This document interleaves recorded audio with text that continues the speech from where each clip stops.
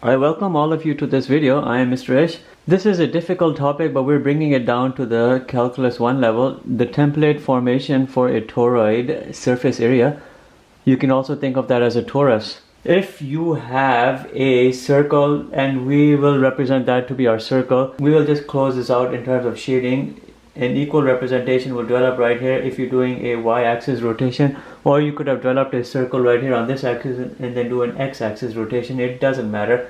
Three-dimensionally, you know, a solid will develop. I'm not very good in drawing, but you can see it would be like this. And then of course we're having here a donut shaped structure develop. All of this inside is open.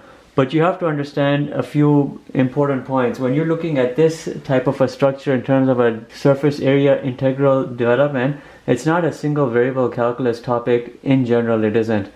But we can bring it down to an easier level and keep everything here single variable. The very advanced techniques for this are obviously beyond my own abilities, but I'll present you a technique here which works. A good template formula derivation for a toroid surface area. But remember, this right here is a donut shaped structure. Consider this general form: x minus h whole square plus y square equals r square, an equation of a circle which has been translated away from the origin and having a center here at h comma 0. You have to understand two very important points. Point number one, there's a certain distance from here to here which is open distance.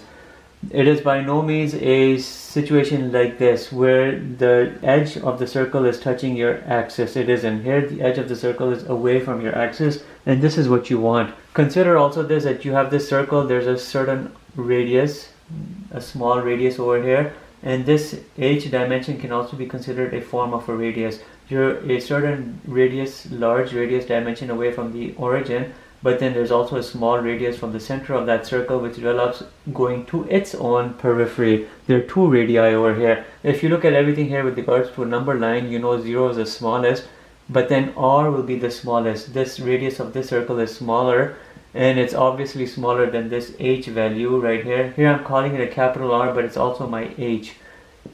But there's a situation where this can be equal to, look what I have over here, 0 is less than r, which is less than or equal to h. Understand this. In this situation, r is equal to h, and you can see it very clearly. Here's my r, here's my h.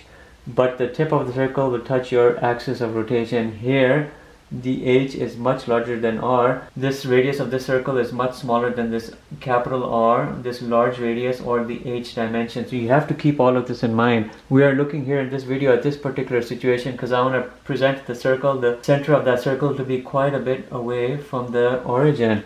This relationship here must be kept in mind. You can imagine if you rotate this type of a structure around the y-axis, you won't have a true donut shaped solid develop.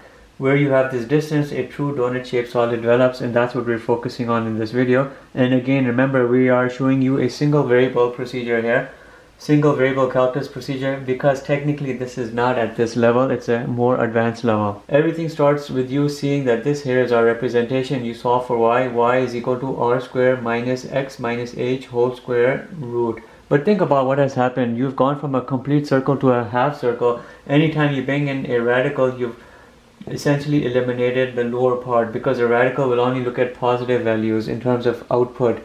By bringing everything here in a radical, we've lost all of this portion out. At the end, we must remember to multiply our values by 2 to recapture this lost portion. Based on this relationship, we can develop a set of limits. It will be h minus r and h plus r, and you can think intuitively why this makes sense. As I was telling you, I want that large dimension, the capital R, to be further away from the origin, hence h plus r and h minus r works well. 2 pi x ds. This right here will be the template for which we will do this surface area development. What's ds? ds is basically gonna be this formula right over here, 1 plus dy over dx whole square dx. You see, all of this comes into ds. It's kind of like you're thinking about the thickness of a band. That's what it is, in a very informal way. But keep that in mind because it's coming into play. X is exactly what it will be x. The 2 pi can be pushed out. But let's look right here. I have y, I must have dy over dx for this ds part. dy over dx is the derivative of this, which is not too easy, but you have to work it out. Open it up. R square minus x square minus 2xh plus h square and you're doing the derivative of this. Open it up some more. D over dx, you're looking at the derivative of this. R squared minus x squared plus 2xh minus h squared. D over du, if u is equal to all of this, d over du is root u, and then du over dx is the derivative of all of this, which you can write here, r squared minus x squared plus 2xh minus h squared. From all of this, it's easy. You're focusing only on the x components. Here you're getting a minus 2x, here you're getting a plus 2h. It will multiply with the derivative of root u, which is always 2 root u. Come over here, isolate the 2 from the top. Actually, you can isolate the minus 2. Minus 2 into x minus h divided by 2 root u. U will be all of this, but back in the original condensed form, as you see, r square minus x minus h whole square. The 2's cancel out. What do you see? Minus into x minus h over r square minus x minus h whole square. That right there is my dy over dx, which will come right over here. But rather than bringing it right over there, I'll bring the dy over dx over here. It'll be less work for me. Dy over dx is equal to all of that, and we have it. Now let's come back to this ds component. I told you what ds was. A while ago I said ds is equal to this formula right here. 1 plus dy over dx whole square with the dx. We have to bring that in here. And let's do it. We have 1 plus, we have minus x minus h over root r square minus x minus h whole square. All of this is being squared with regards to dx being sitting outside. You have to open this up.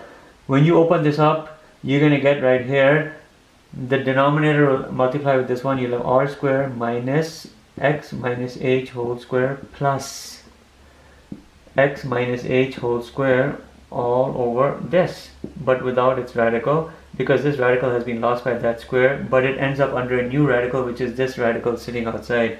R square minus x minus h whole square. This cancels out with this. When you simplify everything, r square with the root is just r, but then you end up with this under its own radical, r square minus x minus h whole square, and then a dx. All of that is equal to your ds. So why don't we clean up some of this mess? I've shown you how we've come up to this ds expression, and you've seen it. It's really nothing very new here. You're seeing it, except here everything is with regards to this equation playing its way through. Everything here with the 2 pi coming out will become this. Remember I said we'll multiply everything by 2 to recapture the lost portion as a result of the radical. I want to capture it right now, so I'm making it a 4 pi. I've used this, so I'm erasing it so I don't reuse it again. We have a 4 pi, h minus r, h plus r. I have an x, and I have all of that. But you see this r, which would come right here in the numerator. I'm bringing it out right here with the 4 pi, but I'm going to write it as 4 pi r. I have a dx, and then I have all of this expression right here, r square minus x minus h whole square, which now will bring in trigonometric substitution. But the problem with this trigonometric substitution is you have to do it smartly, otherwise you'll get stuck. And the smart substitution will be x is equal to h plus r sine theta. Dx is equal to r cosine theta, theta 1 and theta 2. You're going to look at everything with regards to h minus r and h plus r coming into this equation right over here. H minus r is equal to h plus r sine theta. Obviously the h's will cancel out. You'll take the r on the other side. You'll have minus 1 is equal to sine theta, and theta is equal to inverse sine of minus 1, which will be minus pi over 2. You will do the exact same procedure with h plus r, but you will have in that case plus 1 is equal to sine theta, and then theta is equal to pi over 2. Now everything is beginning to make sense. 4 pi r minus pi over 2 substitutions will come in here. I have an h plus r sine theta, and then I have here r cosine theta, which is taking the place of dx. All in this denominator right here. I want to work in this denominator with what I have here. I'll have square root r square minus, where I have x, this will come in h plus r sine theta minus h whole square. But look right here, the minus h and the positive h cancel out. I have r square minus parentheses r sine theta whole square, which will be just r square minus r square sine square theta when you open up that parentheses, from which you will get r square into 1 minus sine square theta, which by means of a trigonometric identity, you know what that is. You'll get from here in the radical r square cosine square theta, which after you simplify you're getting r cosine theta here in the denominator, and there it is. This entire expression has given you r cosine theta here in the denominator, and I'm hoping I'm not going too fast over here, but you know some of this, or you know all of it. This cancels out with this. The only thing which remains is h plus r sine theta, which if you want you can separate into its independent integrals across that plus sign, and I will. And I'll show you why I'm doing it. 4 pi r minus pi over 2 h d theta plus 4 pi r and then minus pi over 2 I have r sine theta d theta. Consider what will happen in all of here. Even if you push this r out, which I can, and it'll attach to this, it become r squared, you're getting here as an antiderivative a minus cosine theta. Forget the minus sign, but the cosine theta in terms of pi over 2 and minus pi over 2 is always 0. All of this will 0 out. The only thing which remains is this. And you push that h out, that's fine. You are looking at 4 pi r h. And then you only have an antiderivative coming out of here as a theta. The hidden integrand over here will be theta to the power of 0. When you bring it out as an antiderivative, it's theta to the 1. You're looking at it pi over 2 minus pi over 2. But look what happens. Pi over 2 minus pi over 2 is a pi.